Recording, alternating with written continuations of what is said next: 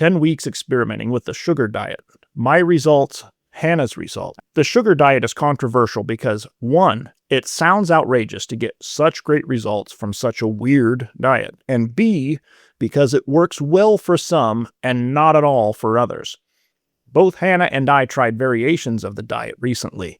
In fact, Hannah is still testing. I, on the other hand, had just a small window I wanted to try it in, the space between my extended fasting and my high-calorie growth phase on my usual diet rotation. See my other videos for more. We've had mixed results, but we've gained some valuable insights.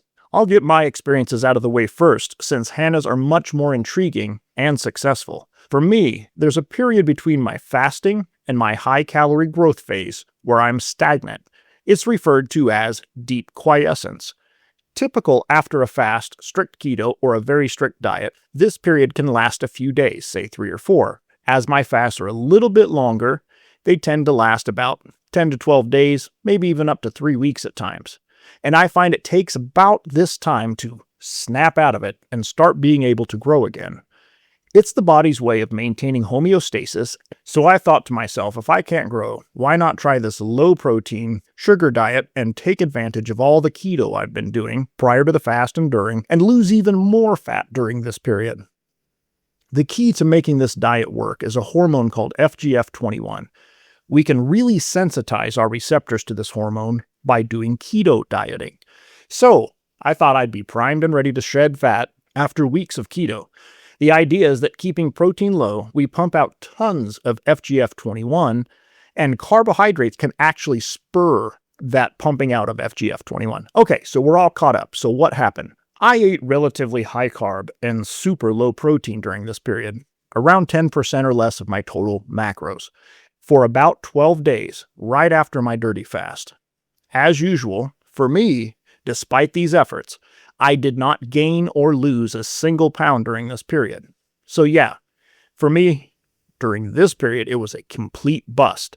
And, unfortunately, all the extra carbs apparently messed with my insulin sensitivity to a small degree, as I tended to be more fluffy/watery than usual when I transitioned into my high-calorie phase. I just wasn't as insulin sensitive as I usually am. And that's a big chunk of what makes the growth phase work, is insulin sensitivity in the muscle. I kept my calories during that period to maintenance or slightly below, thinking I'd take advantage of that reported 20 to 25% increase in caloric turnover. Didn't happen. No fat loss.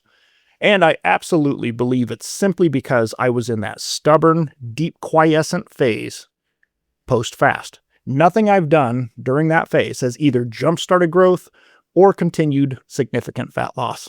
Like I say, homeostasis. Would it work for me at other times? Maybe. But I like my calorie rotation right now. It works quite well, and I'm not going to change it at the moment.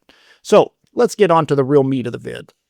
As Hannah had been heavy in the past and has recently, over the last couple years, lost a significant amount of weight, over 100 pounds, we figured that she'd be the kind of person that needed a bit more sensitizing to FGF-21. It was found that obese people had ample FGF-21, but just were not sensitive to it, and keto dieting is what sensitizes people to it.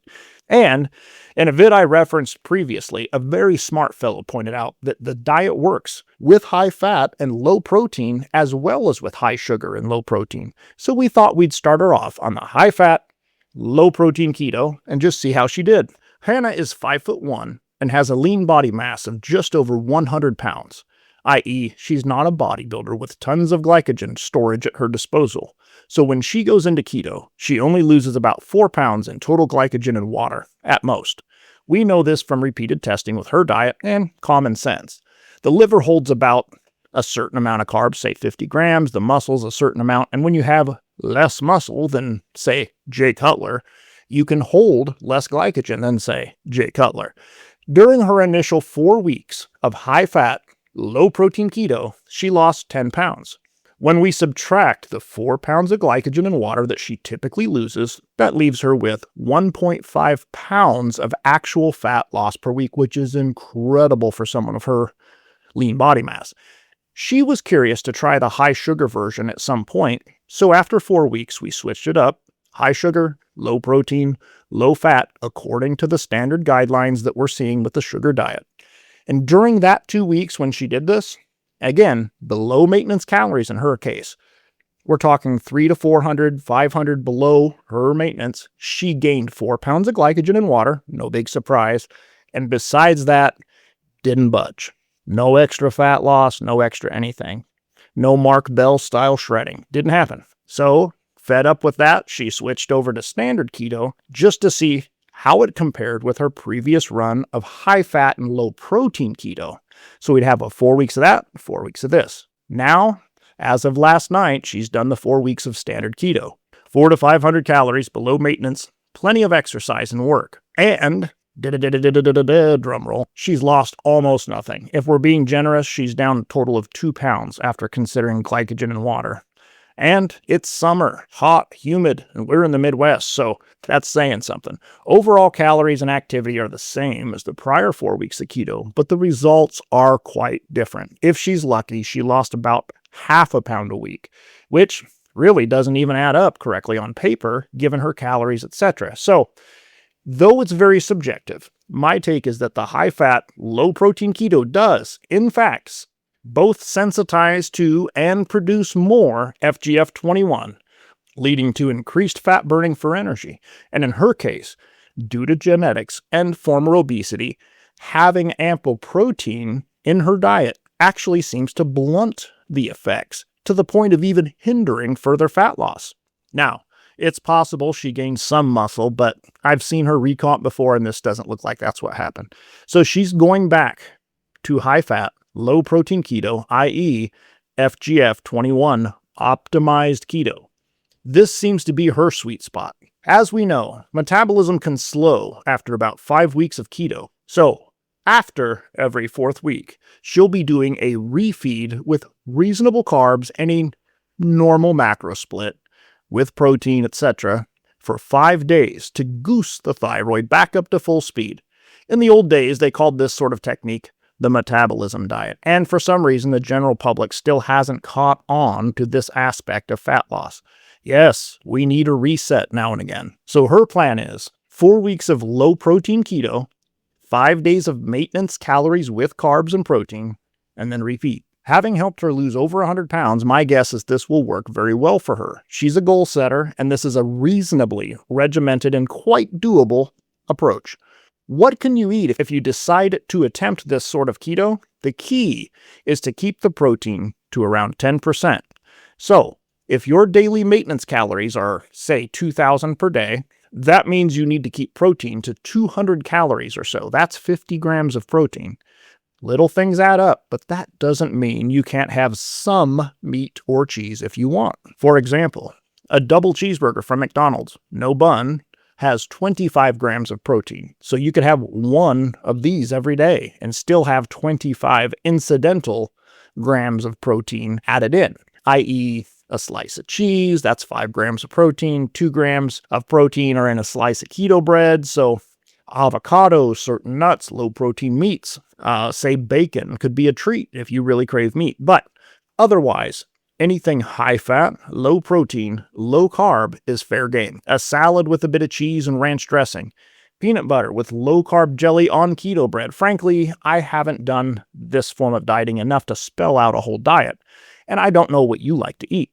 But it would just be a matter of reading labels and figuring out what works for you. Just make sure your macros are somewhere around 70 to 80% fat, 10% carbs, and these are incidental carbs, remember, fiber doesn't count, and 10% or less protein. If keto works well for you for shedding fat, I suspect this will accelerate results by about 20 to 25%, according to what I'm seeing and hearing. One last note before I sign off. This is just an idea, but I believe this particular form of high-fat, low-protein keto may be a good option for me, in particular, for getting fat adapted prior to fasting.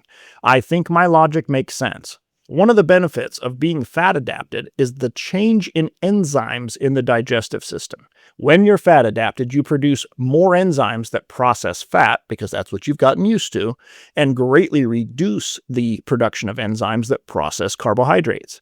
That's the adapt in fat adapted. So when you go into your fast, your body isn't trying to still scavenge glycogen from muscle, and instead has mostly just the enzymes that break down fat. Not 100%, but it does change things.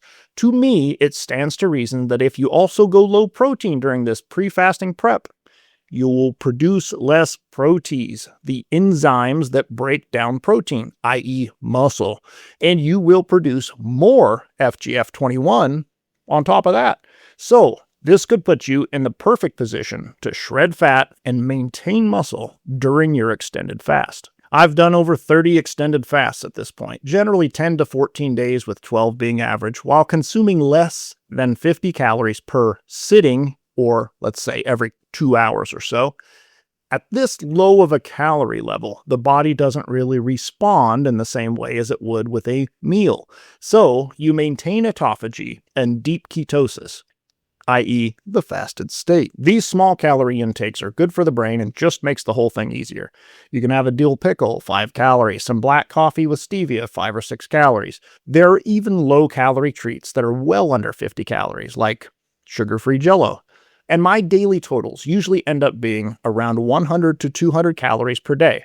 Again, not enough for my body to kick me out of the fasted state. That's my big trick to get through these fasts without much fuss. And just because I can take up to 50 calories at a sitting, I usually don't. Usually it's a dill pickle, like I say, 5 calories or so. And electrolytes, like salt, magnesium, potassium, are very important. Make sure you're keeping up with your electrolytes if you attempt such a thing. And don't just take my word for it, do your own research. I also use Metamucil, the pure psyllium husk form, at least 1 time a day during this fast to help flush the system and keep some soluble fiber flowing for healthy gut bacteria. It also eases the transition back into eating because your gut flora is more quote-unquote normal. And remember, it also helps you feel more satiated and happy because the gut is the second brain. As usual, I hope you find some of this useful. All the best, and I'll see you on the next one.